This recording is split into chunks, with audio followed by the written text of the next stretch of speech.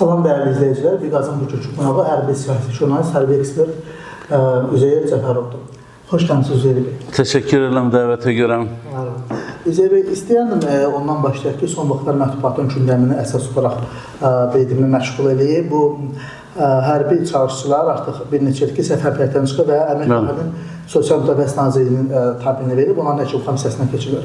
Amma məsələ burasıdır ki, həqiqətən də pul verib özlərini saxlatdıranlar sözün əsməsi üzə çıxdı. Bu çox gözəl, bunu alqışlayırıq. Amma xəstəliyi olanlar da yararsızlar, həqiqətən yararsızlar. Yararlı adı altında hərbi xidmətə göndərilirlər. Artıq bir neçəsi orada ölüb, dünyası dəyişib. Masaldan olan mütəqəvvərəm xəstəliklər yaxınlarda da ürək problemi olan Füzuli rayonundan səfərlərimizə, o da dünyasını dəyişdi.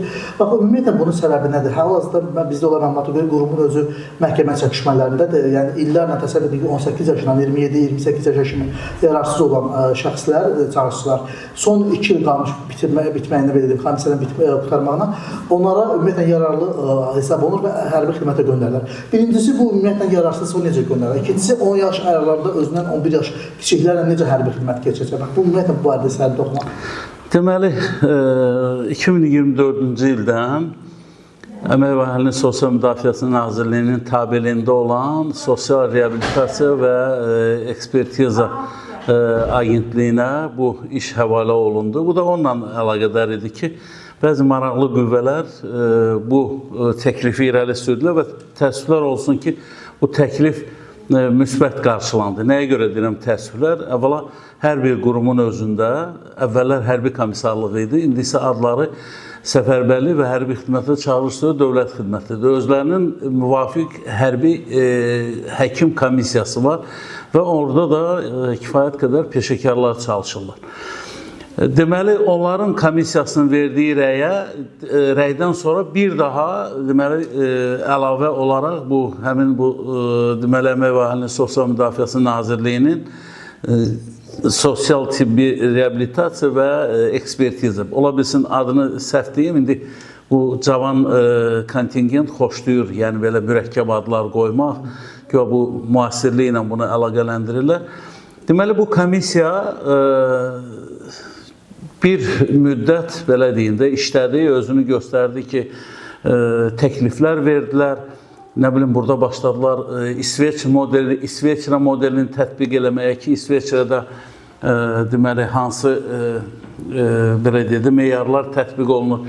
Əslində qalsa bu kökündən yanlışdır. Azərbaycandır, İsveçrədə İsveçrədir. Yəni, sonradan gördülər ki, bu model özünü doğrultmur, başladılar yavaş-yavaş milli modelə keçməyə.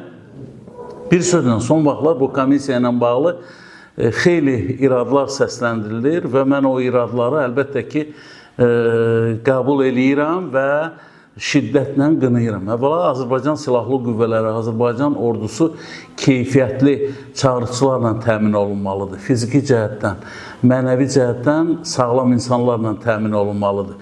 Sən əgər xəstəliyi olan insanı hansısa ad altında, nə bilim, qismən yararlı və yaxud da ki, sülh dövründə qismən yaralı, müharibə dövründə yararsız və yaxud da əksinə diaqnozları ilə hərbi xidmətə çağırırsansa, bunun məsuliyyətini daşımalısan. Sizin də qeyd etdiyiniz kimi, bu günləri o qurumla bağlı bir sıra məhkəmə araşdırmaları var.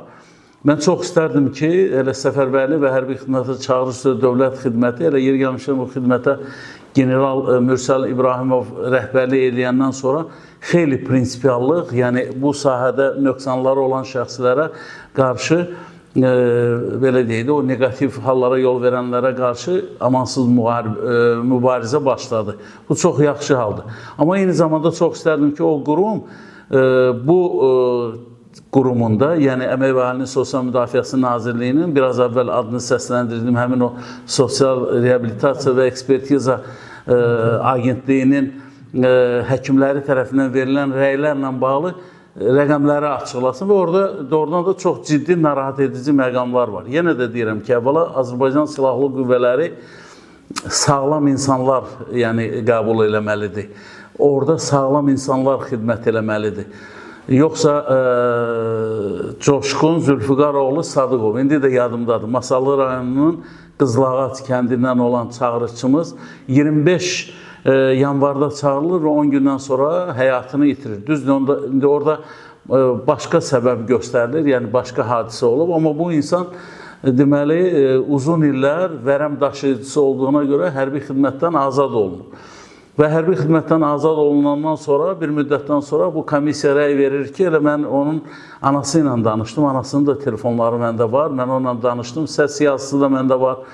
Qeyd edir ki, Coşqun deyir ki, mən ora komissiyaya gəldim, bir saatdan sonra mənə dedilər ki, azadsan, heç düz əməlli də yoxlamadılar və bir saat ərzində insanı necə yoxlayıb rəy vermək olar. Yəni, məsələnin bu bir tərəfi. İkincisi, bu yaxınlarda, deməli, Füzuli rayonundan olan bir çağırıcı da Dövlət Sərhəd Xidmətinin 10 günlüyün əskəri, yəni həyatını itirəndən sonra bu məsələ yenə də aktuallaşdı. Ümumiyyətlə, o komissiya ilə bağlı mənim çox ciddi suallarım var və mən çox istərdim ki, Baş Prokurorluq, yəni o komissiya ilə ciddi məşğul olsun. Nəyə görə deyirəm ciddi məşğul olsun? Çünki hər bir fakt araşdırılmalıdır və ictimaiyyətə məlumat verilməlidir. Azərbaycanda bir xəstəlik yayılıb, dırnaqarası xəstəlik yayılıb. Hansı araşdırma aparılır və o araşdırmanın nəticələri ilə bağlı ümumiyyətlə ictimaiyyətə və Azərbaycan cəmiyyətinə məlumat verilmir. Niyə? Əvvəla o qurumların birbaşa vəzifə borcudur ki, həmin hadisələrin yekunu ilə bağlı Azərbaycan cəmiyyətinə məlumat versinlər. Bu istər Baş Prokurorluq olsun, istər Səfərbərlik xidməti olsun, istərsə də digər güc strukturların, belə deyək də, nümayəndələri olsun. Əvvəla məlumatlılıq, hesabatlılıq olmayan da, yəni həmin o qurumlar özbaşınalıqlarını davam etdirirlər. İkinci də ki, mənim səsləndirdiyim iki faktla bağlı mən şəxsən bugünə qədər dəqiq məlumat əldə etməmişəm. Baxmayaraq ki, mən hər gün ictimaiyyətlə, media ilə, yəni əlaqədə olan, yəni ünsiyyətim olan bir şəxs kimi bugünə qədər də bilmirəm ki, yəni bu qərarı kimlər verib, düzgün verib və yaxud da səhv verib. İndi bizim bildiyimiz iki hadisədir. Amma mən bilirəm ki, orada onlarla, çünki sosial şəbəkədə o hadisələrdən sonra valideynlər yazırdılar ki, mənim uşağımın müəyyən problemi var idi. Mən sonradan o problemi hərbi hissədə həll etməyə deməli çalışdım. Həll etmə də odur ki, yəni həkimlər konkret olaraq o insanla məşğul olurlar. Sonra da bu məsələnin hələ bir, belə deyim də, yüngül tərəfi. Ağır tərəfi odur ki, o insanlar sağlam kimi orduya gəlir, bir neçə aydan sonra oradan təxris olunur. Dövlət onlara kompensasiya ödəməyə məcbur olur. Niyə? Hansısa bir yaramaz, belə deyək də, həkimə mi görə deyim, ya mütəxəssisə görə dövlət vəsait ödəməlidir. Əgər bu insanın sağlamlığında problem varsa, Allah şəfasını versin, ona əvvəla çağırmamalıydılar. Çağırıblarsa, həmin o şəxslər cavabdehlik daşımalıdırlar. Mən sizə bundan balaca bir paralel gətirəcəm, amma çox önəmli bir məqamdır. Azərbaycanda bəzi hakimlər özbaşınalıq edirlər, məhkəmə hakimləri özbaşınalıq edirlər. İş gedir, çıxır Avropa məhkəməsinə. Avropa məhkəməsi Azərbaycan dövlətini cərimələyir. Yəni, özə kifayət qədər ciddi məbləğ. Mənim öz məsələm olub. Deməli, mən 7 il Azərbaycanda məhkəmələrdən haqq ədaləti bərpa eləməyə nail olmamışam, amma o işi sonra Avropa məhkəməsinə qaldırmışam. Avropa məhkəməsi 10.000 euro mənə təzminat ödəyib, yəni Azərbaycanı dövlətini cərimələyib. Orada başqa xərclər də var. Yəni mən deyirəm ki, o hakim ki, hansı ki özbaşınalıq eləyib, mən indi bu həkim dedim, burada da hakim.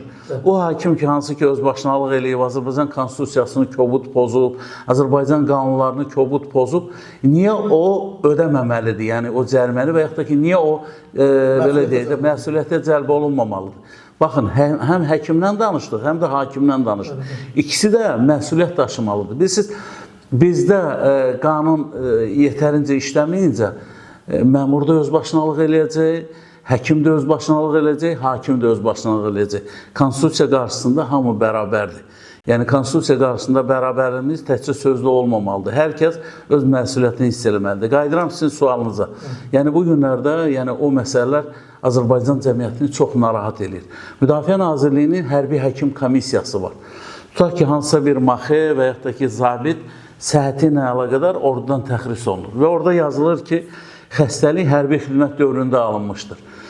avtomatik olaraq o adam göndərilir Əmək və Əhalinin Sosial Müdafiəsi Nazirliyinə. Çox maraqlıdır ki, Əmək və Əhalinin Sosial Müdafiəsi Nazirliyinə gələn zabit, gizir, maxir, yəni maxir deyəndə müddətdən artıq xidmət edən hərbi qulluqçularla söhbət gedir. Əmək və Əhalinin Sosial Müdafiəsi Nazirliyi deyir ki, sən belə deyək də, hansı meyarlarla uyğun gəlmirsən. Başa düşmürəm.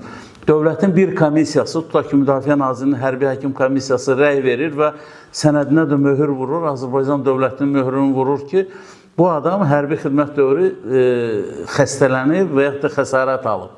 Buna əlillik və yaxud da pensiya təmin olunmalıdır. Bizim Əmək və Əhalinin Sosial Müdafiəsi Nazirliyində bir qrup, yəni bu, indiki Maliyyə Naziri Sahil Babayevdən qalmış bir xəstəlikdir ki, deməli, nə pensiya verirlər, insan buraxılır, belə deyək də, taleyin ümidinə.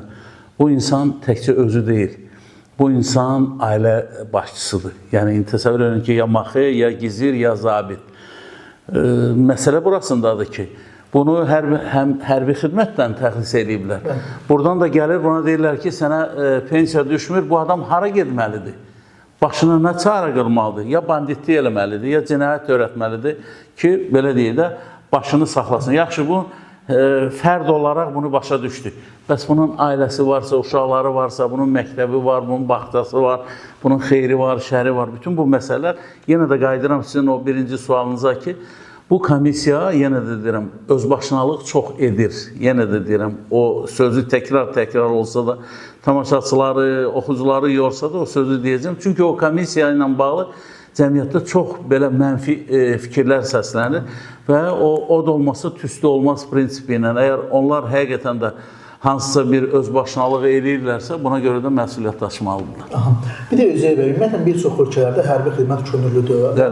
Digərlərində, məsələn, Türkiyədə ümumiyyətlə bədəlli əskərlik var, müəyyən bir pul ödəyir və gedir ümumiyyətlə 25 gün səhv eləmirəmsə hərbi xidmət çəkib gəlirlər. Bizdə heç bir yoxdur və məcburi hərbi xidmətdir. Mən keçən həftə, yəni elə ötən həftənin birində Əşrəm bəydə qonağım bildirdi ki, Azərbaycan professional ordusu qurulandan sonra, yəni qurulmasına ehtiyac var və müharibə şəraitində hamıda getdi, döyüşdü. Bugünkü gündə hərbi xidmətin ümumiyyətlə məcburi olmasına ehtiyac yoxdur. Bizdə ümumiyyətlə yararsız belə, yəni nə belə deyim də canlı qutara bilmir 30 yaşa kimi, nə də ki ümumiyyətlə belə deyim də sən yəni 30 yaşa kimi mütləq şəkildə dövlətin asılı vəziyyətdəsən. Bu nə dərəcədə düzgün? Ümumiyyətlə könüllü hərbi xidmət Azərbaycanda tətbiq olunmalıdırmı? Əvvəla yenə də deyirəm, çox belə vacib bir məsələyə toxundunuz. Təşəkkür edirəm. Ümumiyyətlə, Azərbaycan mediası bu məsələni işıqlandırmalıdır ki, Azərbaycan Milli Məclisi bu qanunu qəbul eləməlidir. Prezident Administrasiyası, Nazirlər Kabineti, bir də ki, Milli Məclis bu qanunu biz gecikirik. Əvvəllər əlimizdə bəhanə var idi ki, torpaq işğal altındadır, alternativ xidmət haqqında qanun tətbiq olunsa, elə hamı qaçacaq alternativ xidmətə. Xeyr, elə bir şey yoxdur. Əvvəla biz bu fikirləri səsləndirəndə özümüzü qeyri-ciddi millət kimi təqdim edirik. Alternativ xidməti hər kəs keçə bilməz. Alternativ xidməti yalnız o şəxslər keçə bilər ki, onun dini etiqadına görə, dini inancına görə və yaxud da ki, o insandır da, ola bilsin ki, onun sağlamlığında hansısa bir problem var. O insan deyir ki, mən hərbi xidmət keçməyəcəm, alternativ xidmət keçəcəm. Alternativ xidmət nədir? Bəzən alternativ xidmət çoxlarını qorxudur, xüsusən bu rəsmiləri qorxudur ki, hamı qaçacaq alternativ xidmətə və vətənə kim xidmət edəcək? Alternativ xidmət əvvəla ağır xidmətdir. Əgər ali təhsilli və yaxud da orta təhsilli, ali təhsilli 1 il, yəni 12 ay xidmət eləyirsə, orta təhsilli 18 ay xidmət eləyirsə, alternativ xidmət ali təhsilli üçün 1 il yarım 2 il, orta təhsilli üçün il yarım yox, 2 il və daha artıq müddətdir. İndi necə deyirlər, seçim elə.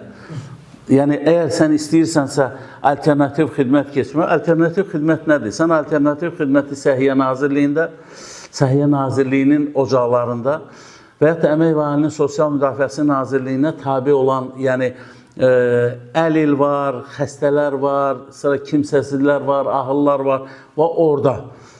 O alternativ xidmətin incəliyi nədir? Sən səhər saat, elə bir evdə qalırsan, səhər saat 9-da işə gedən adam kimi gəlirsən xidmətə, sən orada üzərvə düşən vəzifələri yerinə yetirib, sonra da yenə də qayıdırsan evə. Amma bu müddət tutaq ki 2 il, 3 il çəkir.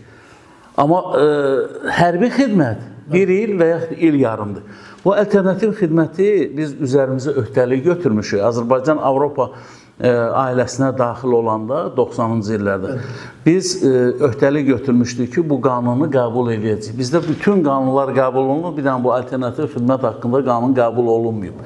Alternativ xidməti də bayaq dediyim məsələ, yəni hər adam keçə bilməz. Mən bayaqları dedim, dini qurumlarla iş üzrə Dövlət Komitəsi var, Elm və Təhsil Nazirliyi var. Sonra bələdiyyələr var, icra strukturlar var. Onlar toplaşmalıdırlar. Tutaq ki, mən Cəfərov Üzeyir Eldaroğlu, mənim dini inancım yol vermir ki, əlimə silah götürüm. Çünki mən deyirəm ki, əgər silah götürürəmsə, qarşımdakını öldürürəmsə, bu günahdır. Mən razıyam alternativ xidmət keçməyə. Deməli, dini qurumlardan və yaxud da ki, Elm və Təhsil Nazirliyinə, yəni məktəbdən bu sənədlər toplanılır. Necə deyərlər, qovluq şəklində, papqa şəklində toplanılır.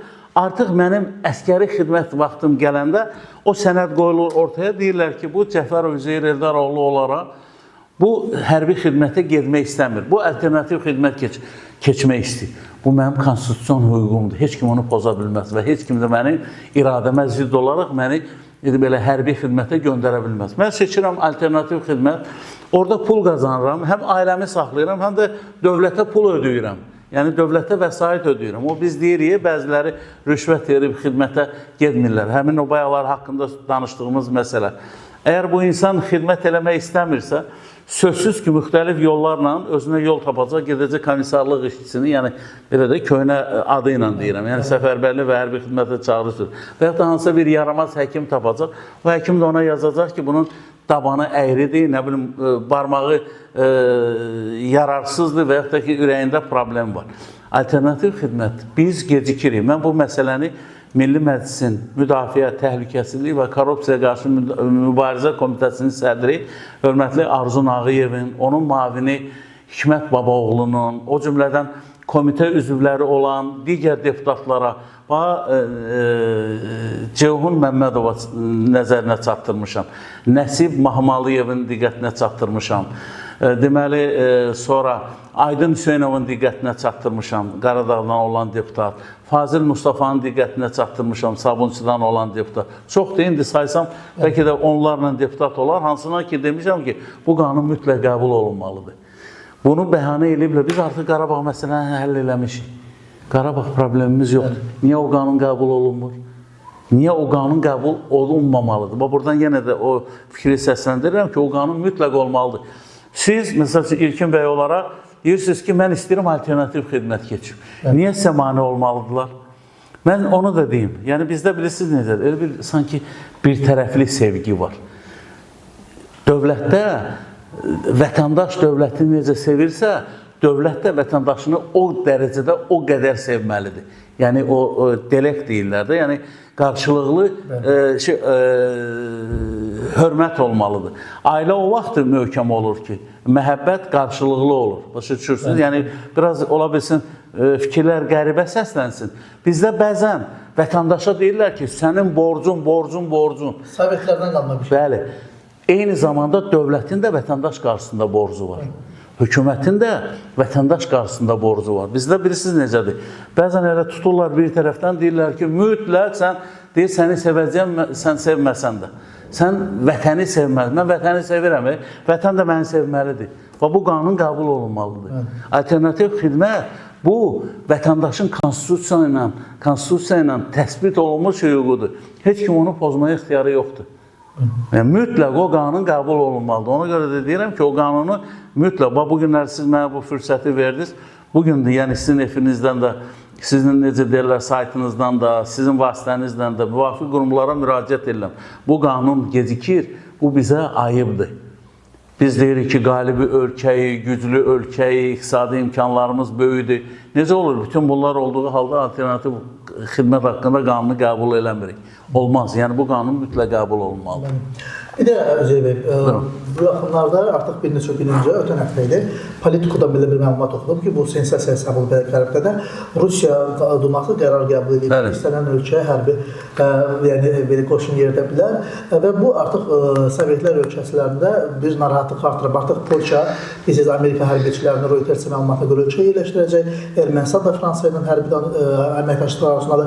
Azərbaycan da iki ölkə olaraq, yəni belə deyim, Ermənistan da qələbə qazansaq da Rusiya kimi işğalçı ilə mübarizə aparmamız kiçik mümkün deyil. Türkiyə qardaş ölkədir bizə. Türkiyə qoşunlarının ölkədə yerləşdirilməsi, hərbi ittifaq bizdə qurula bilər mi? Necə düşünürsünüz? Mən sualınızın axırıncı hissəsindən başlayım. Əvvəla Azərbaycanla Türkiyə artıq iç-içədir. Bizim bütün təlimlərimiz, bizim bütün işlərimiz artıq iç-içədir, yəni belə deyək. Bizdə olan, biz bəzən deyirik, harada Türkiyə var, orada Azərbaycan var, harada Azərbaycan var, orada Türkiyə var. Ona görə demək istəyirəm ki, yəni biz o qanundan narahat olmamalıyıq. Nəyə görə deyirəm? İndi fikrimi əsaslandıracağım. Hətta bu günləri Rusiya Federal Şurası Putinə əlavə səlahiyyət verdi ki, qoşunları, yəni rahat şəkildə kefi istədi, Putin kefi istədi. Bu günləri qoşun yeridiriyor Azərbaycana, burada İvanovu azad eləmək lazımdır. Əvvəla yenə də deyirəm, bu qanunu qəbul etməyimizdən əvvəl düşünmək lazım idi ki, bu qanunu sən icra eləyə bilərsən ya yox. Sən 5 ildir birdən müharibəni həll eləyə bilmirsən. Yəni sənin nüvən var, sənin gücün var, amma Ukrayna kimi balaca əhali sayı səndən 4 dəfə azdır. Yəni 40 milyon bunlardır, 148 ya 146 milyon Rusiyadır. Ərazi baxımdan sən ümumiyyətlə, yəni hamını, Akula kimi hamısını uda bilərsən. Amma sən bunu həll edə bilmirsən. Bunu da nəyə görə qanunu qəbul ediblər? Bu günləri Rusiyanın xeyli sayda Rusiya pərəstlər var, elə bugün Ermənistanda. Samvel Karapetyandır, Robert Kaçaryandır, Serj Sarkisyandır. Bizdə həbsdə olan, deməli, Ruben Vardanyandır, Araya Karutunyandır. Bunlar hamısı Rusiya FSB-si qarşısında öhdəlik götürüb imza atan adamlardır. Rusiya bu minvalla ölkələrə təzyiq eləyir ki, baxın, sən mənim canimi buraxmasan, Moldovada da onların o adamları var. Ukraynada da var idi o Medvedchuk və digərləri. Baxın, heç nə eləyə bilmədi. Bu qanunu da sadəcə xox gəlmək üçün qəbul edib. O, hansı ölkə özünə hörmət edən ölkə, tutaq ki, mən məhkəmə aparıram, hansı bir Rus, belə deyək də, cinayətkarını mühakimə eləyirəm. Mən oturduğum yerdə Rus, belə deyək də, cəngavəri dırnaq arası girir içəri, deyir ki, mən İvanovu aparmalıyım. Elə bir şey olurmu? Əvvəla yenə deyirəm ki, bu mümkünsüzdür. O şey ki, mümkünsüzdür. Bu gün Rusiya absurd qanunlar qəbul edir. O qanun da hesab edilən işləməyə, o doğulmamış, belə deyək də, ölü olan bir körpə vəziyyətindədir. O qanun heç yerdə işləməyəcək. O, ola bilsin, hansısa bir Afrika ölkəsində, zəif olan bir Afrika ölkəsində, hansısa bir Rusun kəşfiyyatçısını, agentura şəbəkəsinin üzvünü tutsalar, Ruslar ora hücum edib, onu oradan götürsələr, buna hüquqi don geyindirə bilərlər ki, bizim belə bir qanunumuz var. O qanunun Azərbaycanda işləməsi qeyri-mümkündür. Yəni, siz təsəvvür edin də bilirsiniz, yəni Azərbaycanda bu son hadisələr vaxtı, bu vəziyyət gərginləşəndə, bu təyyarə ilə bağlı. Bir xeyli burada tutulanlar oldu da Rusiyadan. İndi Rusiya Xarici İşlər Nazirliyinin rəsmi nümayəndəsi o Mariya Zakharova deyir ki, biz tələb eləyirik ki, o adamlar qeyri-şərtsiz buraxılsın. Sən kimsən tələb eləyirsən? Yəni, bu qanunu qəbul eləməklə həm də bizə bir mesaj ötürür ki, bax, biz sizə diplomatik kanallar vasitəsilə müraciət eləyirik, siz bunu eləməzsiniz, bax, biz bunu eləyəcəyik.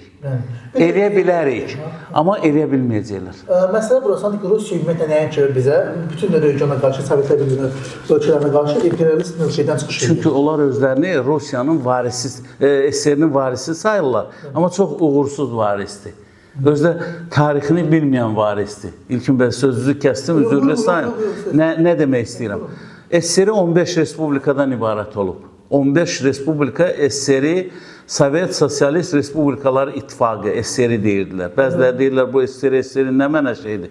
15 respublikadan 3 Pribaltika Respublikası yoxdur. Pribaltika Respublikası yoxdur. Onlar NATO üzvüdürlər. 15-dən 3-ü getdi, qaldı 12-si.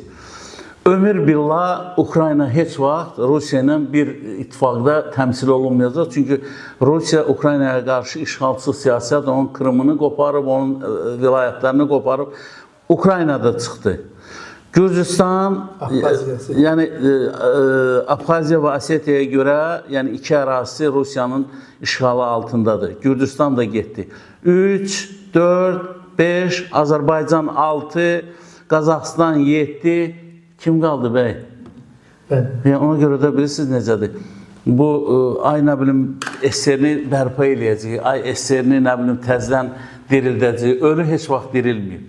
Ona görə də SSR artıq ölüb. Ölünün dirilməsi. Bu, bilirsiniz, möcüzə olar. Həyatda da möcüzələrə yəni, eşitmək lazımdır, amma möcüzələr heç vaxt yəni, olmayıb. Düzdür, biz xəyalən özümüzü inandırırıq ki, möcüzə var və olacaq, amma yenə də deyirəm ki, SSR məsələsi, yəni bir dəfəlik üstünə böyük, belə deyək də, krest işarəsi, nə deyirlər? Kresti Azərbaycanda nə deyirlər? Deyirlər, yəni, mümkünsüz olan bir şeydir. Bir də Üzeyir bəy, məsələ burasında ki, Rusiya-Ukrayna müharibəsinə istəyirəm toxunaq. Bu müharibə artıq 6-cı illə girir. 5-ci il. 2002-dən başlayır. Amma siz haqlısınız. Yəni, belə götürəndə 2014-ü götürsə işğalçılıq, yəni xeyli müddətdir, 12 ildən artıqdır, haqlısınız. Məsələ burasındadır ki, bu ümumiyyətlə qalibi bəlli olmayan bir müharibədir. Məqsəd də elə Rusiyanın, yəni keçmiş Sovetlər Birliyi ölkələrinin qəribə inteqrasiyasına əngələmək, NATO üzvlüyünə əngələmək. Ümumiyyətlə bu, siz Rusiya mane olur həm bu ölkələrin öz seçim hüququdur. Ondan başqa da ümumiyyətlə bu müharibənin sonu qalibi Ukraynaya mı olacaq, yoxsa necə proqnozlaşdırır? Bu müharibədə heç kim qalib olmayacaq. Sadəcə olaraq mənəvi tərəfi var, bu məsələnin mənəvi tərəfi. Mənəvi tərəf də odur ki, biz özümüz 28 il müddətində işğala məruz qalmışdıq. Rus-Erməni, üzr istəyirəm, Rus-Ukrayna müharibəsi kontekstində danışırıq. Evet. Ukraynada cəmi 5-ci ildir də müharibə aparır. Əndə Krımı götürəndə 12 ildir belə götürəndə. Mən inanıram ki, necə ki, qardaş Türkiyə ötən günlərdə də bir daha təsdiq elədi ki, Krım Ukrayna ərazisidir. Krım Rusiya tərəfindən işğal olunub, o Krım tatarlarıyla bağlı Türkiyənin belə bir bəyanatı oldu. Ona görə də mən inanıram ki, Ukrayna öz ərazi bütövlüyünü mütləq bərpa eləyəcək. Rusiyanın sonuncu 9 mayda keçirdiyi parad bir bərbad, bir pornoqrafik parad idi. Çünki belə parad olmur. Böyük dövlət belə parad keçirməməli idi. O paradla Rusiya bir daha bəyan elədi ki, mən artıq əvvəlki gücdə deyiləm. Rusiya ümumiyyətlə zaten zəifliyə gedir. Baxın, müharibəni Ukrayna arasında başlamışdı. Bu gün müharibə Moskvanı vururlar. Bu günləri Samara vilayətinin deməli şəhərini vurublar. Sızrın şəhərini vurublar. Belqrad öz yerində. Bundan əvvəl deməli Perm var idi, bundan əvvəl Tuapse var idi, bundan əvvəl Cankoy vardı, Krım var idi, bundan əvvəl nə bilim Murmansk var idi, Başqırtıstan var idi, Tatarstan var idi. Saya gedirik. Dağıstan var idi, bu gün Xəzərdəki yenə də bazanı vurublar, gəmiləri vurublar. Ona görə də Rusiyanın artıq özünü müdafiə eləmək imkanı yoxdur. Amerika məsələsində deyək, bəzən elə bilirlər ki, biz bir tərəfli danışırıq. Xeyr, Amerika da İran məsələsində çox böyük zəifliyini nümayiş etdirdi. Çünki həm keçən il Trump deyirdi ki, artıq Amerika deməli İranın üzərində qələbə qazanıb. Amma nədənsə bu ildə, keçən il 12 günü savaşıdır, bu ildə 70 gündən artıqdır, Amerika heç bir nəticə əldə eləməyib, yəni İsraillə bir yerdə. Ona görə dünyada çox şeylər dəyişməlidir, dəyişir və inanıram ki, bu Rusiya-Ukrayna müharibəsi də bitəcək. İranla bağlı da bizim bəzi narahatçılıqlarımız nəhayət ki, necə deyirlər, sonuclanacaq, yekunlaşacaq. Sonda insanlıq qalib gəlməlidir, həqiqət qalib gəlməlidir və o da mütləq qalib gələcək. Deməli, istərdim ki, Amerika-İran müharibəsinə toxunaq. Bu, ümumiyyətlə, İsrail özünə İranı hər zaman təhdid olaraq görür, nüvə silahına malik ola bilməz. Və bir də ümumiyyətlə bu müharibə çərçivəsində ümumiyyətlə regional olaraq götürsək, Türkiyənin də bir İsraillə münasibətləri gərgin ərəblərə görə. Məsələ burasındadır ki, ümumiyyətlə ərəblər hər zaman tarixdə Osmanlı dövründə də, yəni hər zaman Osmanlıya xəyanət edib. Ona görə ümumiyyətlə Azərbaycanla çox gözəl münasibətlər var da. Bu gün Azərbaycan vasitəçi ola bilər. Mən çox istərdim ki, İsraillə Türkiyə münasibətləri normallaşsın. Artıq baxıram ki, yeni notdan, yəni İsrail mətbuatla konsulluğu bağlamaq müzakirə olunur. Yəni bu səviyyəyə çatdırmağın nə mənası var? Siz ümumiyyətlə heç körpəz ölkələr belə Fələstinə qəbul etmədiyi halda Türkiyənin Fələstin vəkili kimi çıxış etməsində dərəcədə düzgündür. Yəni bir şey deyim. Yəni burada bilirsiniz, bu böyük bir siyasətin tərkibi hissəsidir. Axşam da Amerika prezidenti Türkiyə prezidenti Rəcəb Tayyip Ərdoğanla bağlı pozitiv fikir səsləndirdi ki, o çox sərtdir, amma mənim dostumdur. Siz bu böyük siyasətdir.